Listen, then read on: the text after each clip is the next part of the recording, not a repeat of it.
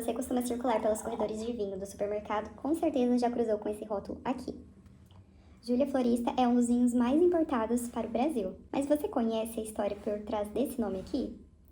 Hoje nós vamos entender como que um vinho que homenageia uma mulher do século XIX consegue fazer tanto sucesso ainda por aqui.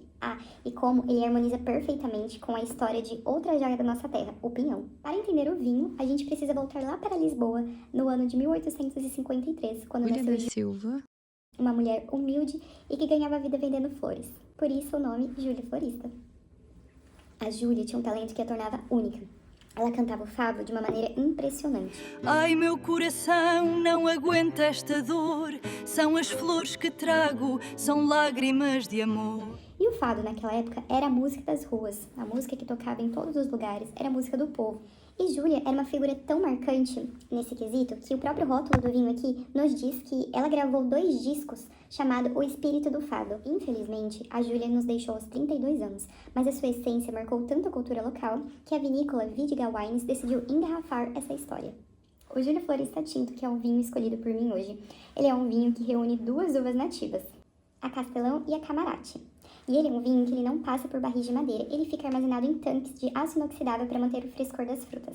Por isso que ele é um vinho jovem, fácil de beber, muito agradável. Ele não tem aquela astringência pesada, sabe, que repuxa na boca. É um vinho legal para presentear e é uma opção ótima para quem quer entrar nesse mundo. Um vinho totalmente democrático, assim como a Júlia era.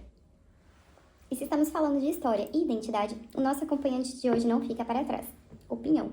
Para nós, o pinhão é o sinônimo perfeito de outono e inverno, mas a história dele começa muito antes da nossa colonização aqui no sul do Brasil. Pinhão é a semente da árvore Araucaria angustifolia. É uma árvore da era Jurássica, ou seja, da época dos dinossauros, então estamos falando de milênios atrás.